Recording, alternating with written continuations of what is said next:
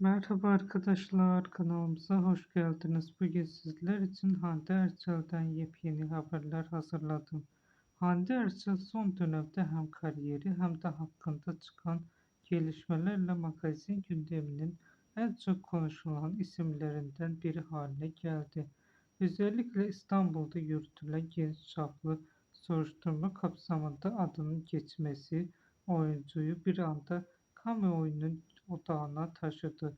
Yetkililer tarafından yürütülen süreçte Erçel'in ifade verdiği ve çeşitli testlere tabi tutulduğu belirtilirken soruşturmanın hala detaylı şekilde incelendiği ifade ediliyor.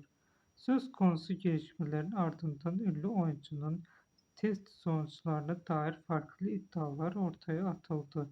Bazı raporlarda belirli maddelerin tespit edildiği öne sürülürken sürecin tıbbi ve hukuki açıdan değerlendirmeye devam ettiği bildirildi.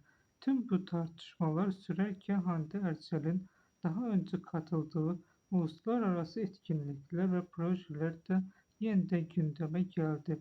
Özellikle 2026 Joy Awards töreninde yaşanan viral bir an oyuncunun sosyal medyada geniş yankı uyandırmasına neden olmuştu. Magazin dünyasında yaşanan bu gelişmelere rağmen Erçel'in kariyerine odaklanmaya devam ettiği ve yeni projeler için hazırlıklarını sürdürdüğü konuşuluyor. Hem Türkiye'de hem de uluslararası arenada geniş bir hayran kitlesine sahip olan oyuncunun önümüzdeki dönemde nasıl bir izleyici ise merak konusu olmaya devam ediyor. Bugünlük bende bu kadar. Görüşmek üzere.